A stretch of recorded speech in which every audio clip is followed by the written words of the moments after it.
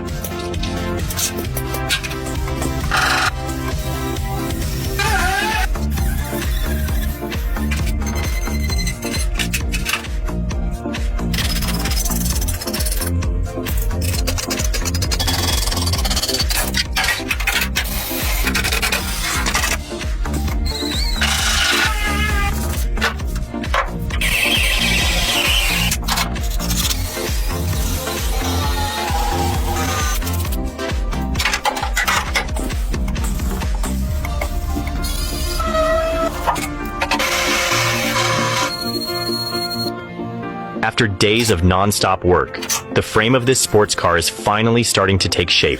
And trust me, the best part is still to come. Tell me what you think. Drop your thoughts in the comments below. And if you're loving this build, don't forget to like, share, and subscribe so you don't miss a single moment of this project. Thanks for watching, and I'll see you in the next episode.